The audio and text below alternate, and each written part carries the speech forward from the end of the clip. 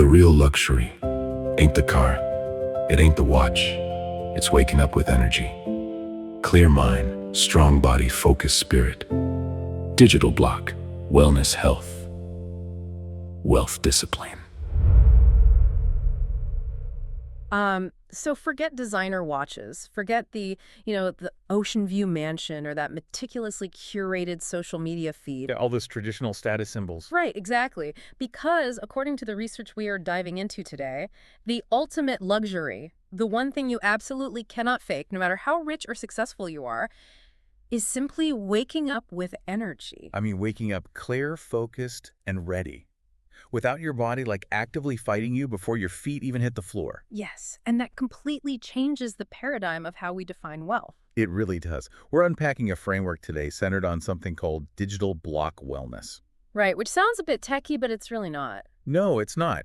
It's basically this idea that in an era of constant digital noise and, all this biohacking complexity, true wellness comes from blocking out the static. It's about treating your physical body like the absolute first business you manage. The very first one. Because to you listening right now, think about this. You might have the ambition. You might have the perfect calendar, the quarterly goals all mapped out. Oh, totally. You can be hyper-organized. Right. But if you are waking up heavy, if you need 3 cups of coffee just to drag yourself into a somewhat functional state, everything in your life is essentially costing you interest. Which is a massive blind spot for high performers, to be honest. How so? Well, we are conditioned to obsess over managing our time, our money, and our attention. And, those are currencies, yes. But energy is the underlying infrastructure that allows you to actually spend those currencies. Oh, that's a really good way to put it. Yeah, you can have an entirely free Sunday afternoon, but if your nervous system is fried, that time is essentially useless. You're just spending it recovering? Exactly. You can have a brilliant vision for your career, but without energy, that vision devolves into frustration and resentment. Energy is what actually powers discipline and patience. Okay, let's unpack this, because I was looking through these notes, and I kept thinking about a smartphone. It's like a perfect parallel. Oh, yeah. The smartphone analogy is spot on. Right, you can have the most expensive top-of-the-line phone on the market. You can install all the best premium apps. Let's say that those apps are your career, your relationships, your big life goals. Sure. But if the physical battery is sitting at 1%, well, none of those apps are going to open. They won't.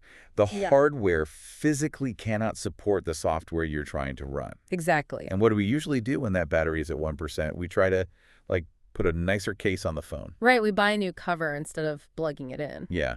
We dress tired. We perfume our stress. We post through our exhaustion on social media just to keep up appearances. Faking it until we make it, basically. Exactly. We fake the outward markers of success while the internal operating system is practically crashing. But the thing is, the body tracks every single one of those background processes. It's keeping a ledger. Yes. It operates exactly like a strict financial ledger. Every single day, you're making deposits. So that's sleep, nutrition, movement, hydration, moments of actual peace. But you're also constantly making withdrawals. Stress is a withdrawal. Ultra-processed food is a withdrawal. What about sitting at a desk all day? Oh, massive withdrawal. Sitting hunched over a keyboard for 9 hours, holding your breath while reading emails, those drain the account so fast. Man, which brings up something I really struggle with, and I know a lot of our listeners do too. When I hit that classic 3 p.m. wall, my immediate internal monologue is just, come on, push harder, stop being lazy. You beat yourself up. Completely. I treat it like a discipline problem. But this research strongly pushes back on that guilt, doesn't it? It does. And the distinction here between laziness and mismanagement is so crucial. Okay, explain that. Well, when you ask a body that is under-recovered, chronically dehydrated, and overstressed to perform like a finely tuned machine, and it fails, that is not a character flaw. It's not just me being weak. No, not at all. The body isn't betraying you, it's communicating with you. Asking a depleted biological system to output high-level executive function is just gross mismanagement of your operating capital. Oh, wow. You are essentially asking a bankrupt company to fund a massive international expansion.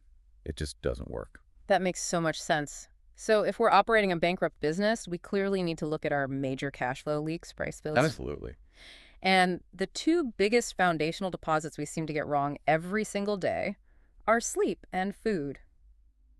I want to look at sleep first because the whole I'll sleep when I'm dead hustle culture mentality gets completely dismantled in this deep dive. Oh, it gets destroyed. Right. Like we all know sleep is good, but ambitious people still sacrifice it constantly. Why is that?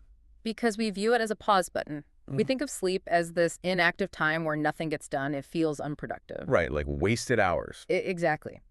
But biologically, sleep is an aggressive, highly active overnight repair system. It is when your brain physically clears out metabolic waste. Literally cleaning house. Yes. It's when your tissues rebuild, your hormones regulate, and your sympathetic nervous system finally powers down. When you cut that process short just to send a few more emails, you aren't gaining productivity. What are you doing then? You are chemically making yourself less accurate, less creative, and highly emotionally reactive the next day. Okay, but what really stood out to me wasn't just the duration of sleep, it was the rhythm. The phrase that just jumped off the page for me was about treating your brain like a casino, Oh, the casino analogy is so good. right? It said you cannot treat your brain like a casino all night and expect it to wake up like a temple.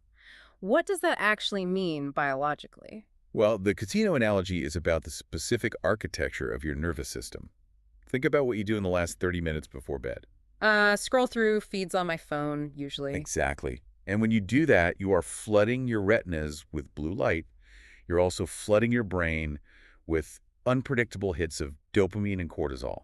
Oh, because I don't know what the next post is going to be. Right. It's the exact same physiological response as pulling a slot machine lever. Wait, really? Just from scrolling? Yes. You're signaling to your biology that it is high noon and you are actively hunting for resources. So even if you do finally close your eyes and fall asleep, the quality of that sleep, those deep restorative phases, is severely compromised. Because my brain thinks we're still at the Vegas slots. Exactly. A strong morning genuinely starts the night before. Okay, that makes total sense. Now, let's look at the other major deposit we get wrong, food.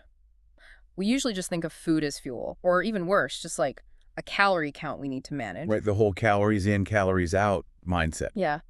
But the big paradigm shift here is realizing that food is not just calories. Food is information. It is communicating with your biology in real time. Every single bite tells your body what to build, what to repair, and whether it should store energy or burn it. So what's the biggest mistake we make with that information? Confusing quick energy with stable energy. When you're running low, you reach for sugar or a massive iced coffee or, highly processed snacks. Here's where it gets really interesting because to me, it's the classic payday loan.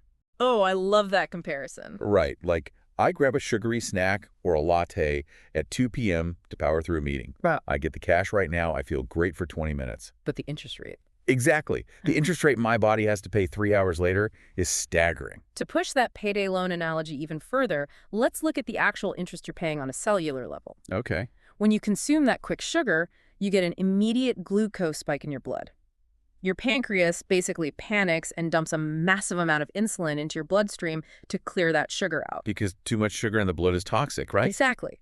But that rapid clearing causes your blood sugar to plummet way below your baseline. That is the crash you feel at 3 p.m. And then what happens? To rescue you from that crash, your adrenal glands release cortisol, which is a stress hormone, just to keep you awake. Wait, so eating a sugary snack actually stresses my body out? Yes. So you haven't just borrowed energy. You've actively triggered a biological stress response just to get through a Tuesday afternoon meeting. Man, which is why I'm chasing my energy all day instead of actually leading it. So how do we restructure the loan? What's the meal formula to build stable energy? It all comes down to creating a biological buffer. The formula they outline is protein, fiber, smart carbs, healthy fat, and water. Give me an example of that.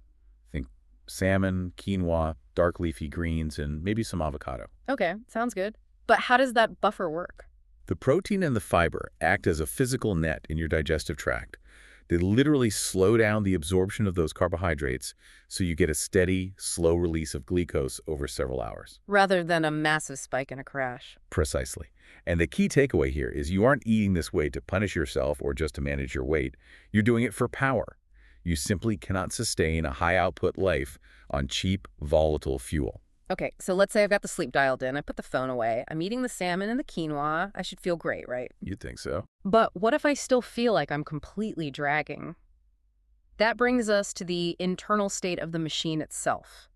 The research highlights two hidden drains: lack of movement and chronic stress. Yes, these are massive. Let's start with movement, because there's this paradox where you feel entirely too tired to go for a walk or work out. It's incredibly common, but it's a physiological illusion.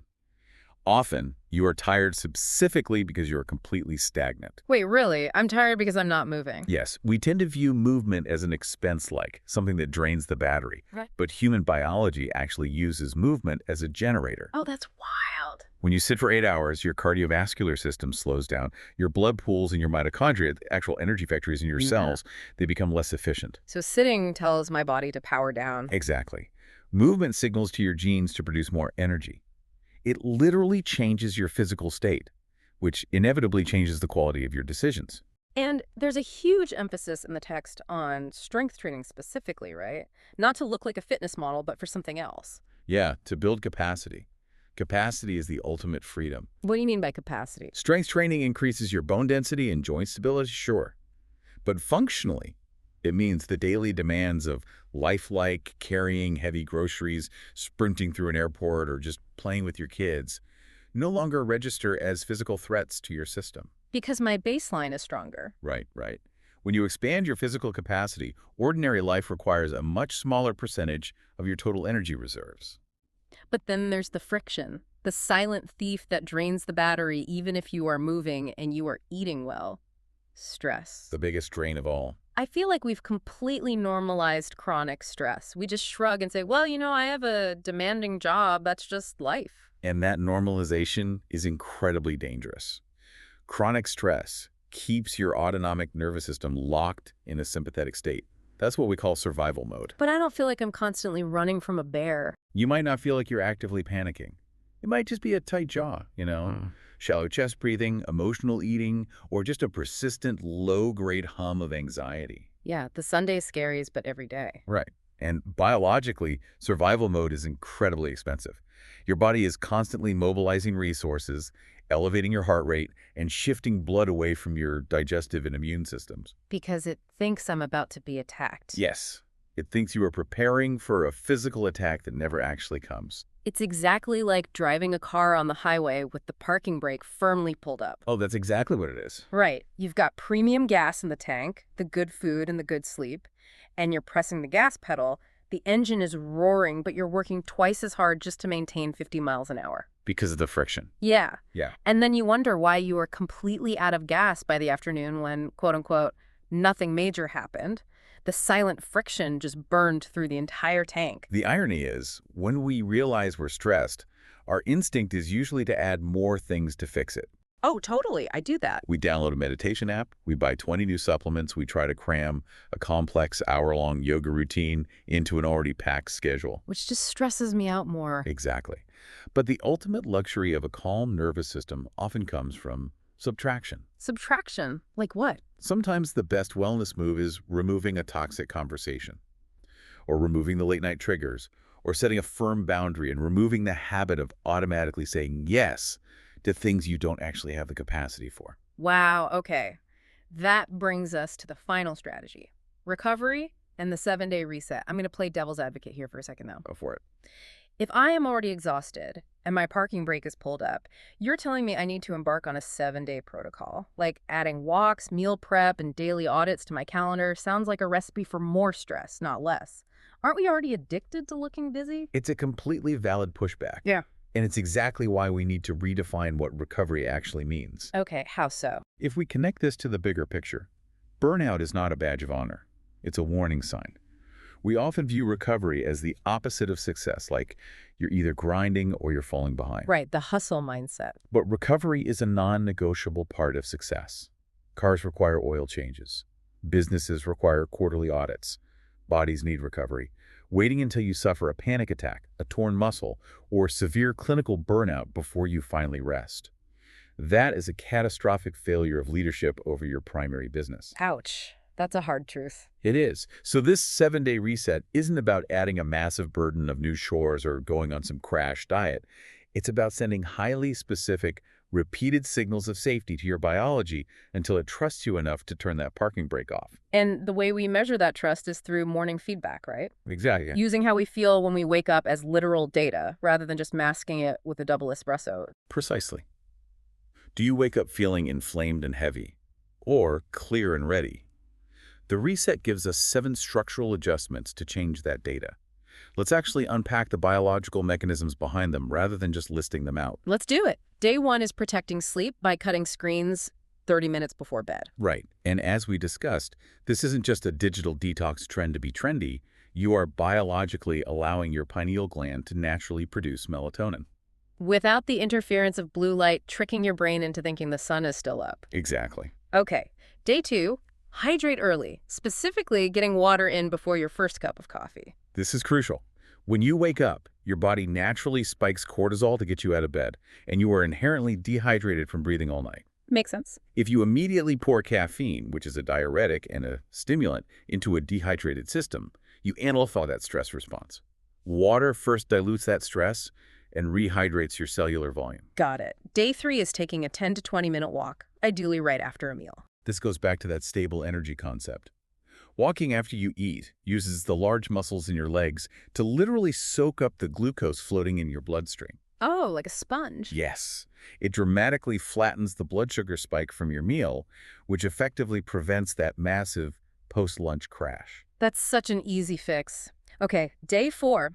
Build just one balanced meal using that formula protein, fiber, smart carbs, and fat. Just prove to your body you can provide high-quality information once a day to start. It builds trust with your metabolism. Day 5 is cleaning up the evening. So no stress content, no intense arguments right before sleep. Right, because you want your nervous system shifting into a parasympathetic state, the rest and digest mode. You simply cannot digest a stressful email and digest your dinner at the same time. Wow, that's a great visual.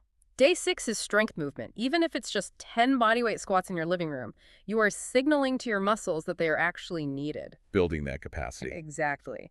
And day 7 is the energy audit. Taking a hard look at what gave you energy that week and what drained it.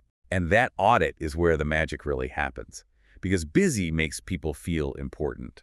Exhaustion makes us feel productive. Yeah, it really does. But the goal of this reset isn't to lower your ambition or do less. The goal is to build structural stamina so you can actually handle the weight of your ambitions without snapping. It's such a profound shift in perspective. Your health isn't some separate hobby you just do on the weekends. It is the literal vehicle carrying your life goals. Absolutely. If you don't have the stamina to keep showing up, the destination just gets delayed indefinitely. An exhausted mind sees threats and problems everywhere, but a clear, energized mind sees opportunities. And to you listening, I want to remind you that this transition starts today. It doesn't start when you finally hit that financial milestone or when the kids graduate or when your schedule magically clears up. Right, there's never a perfect time. Never. Yeah. It starts today with one glass of water before your coffee, one firm boundary to protect your evening. Stop spending your health recklessly to buy status, and start investing in it as your most critical asset. It really is about treating yourself like an appreciating asset rather than a machine you can just run into the ground until the wheels fall off. It absolutely is. Yeah. Which brings us to the ultimate question this framework leaves us with. What's that? Well, the source tells us that your body is the very first business you manage, and your daily habits, how you sleep, eat, move, and manage stress, are its board of directors. So I want you to look at the deposits and withdrawals you made over the last 24 hours. Okay. If a ruthless auditor came in today and looked at your ledger, your sleep, your stress, your food, would they say your business is strong, resilient, and preparing for a massively successful IPO? Or is it secretly drowning in debt and on the verge of bankruptcy? And if that business defaults, who really ends up paying the price?